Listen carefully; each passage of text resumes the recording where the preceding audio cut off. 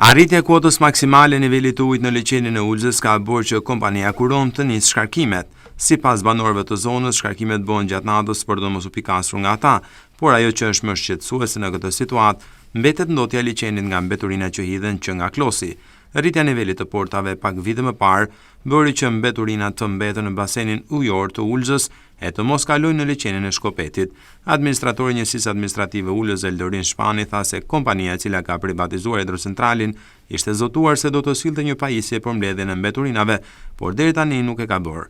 Shpani shton se prania e mbetjeve në liçen ndikon në imazhin e shëmtuar për turizmin dhe krijon probleme për peshkimin.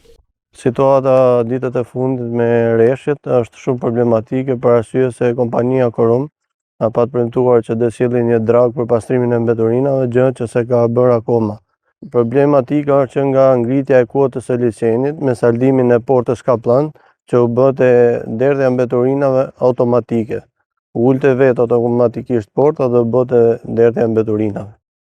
Kjo është shumë shqetësim për banorët e zonës, për peshkimin, sepse ka një pamje jo të këndshme për turistat dhe për çdo që viziton Ulzën.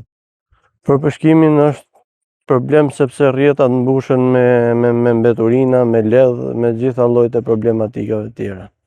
Kompania Kurom na pat bën një premtim kur ka qenë zëvendës kryeministja dhe ministra para ca kohë dhe nuk ka ardhur akoma asnjë lloj mjet pastrimi nga kompania Kurom.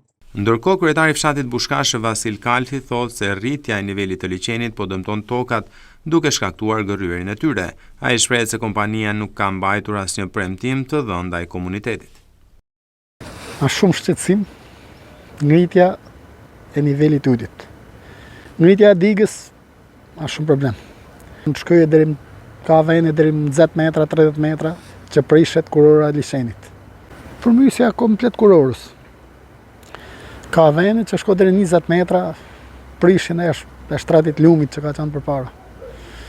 Kuromi mbylli klapanin dhe nuk vjen me pastru mbeturinat.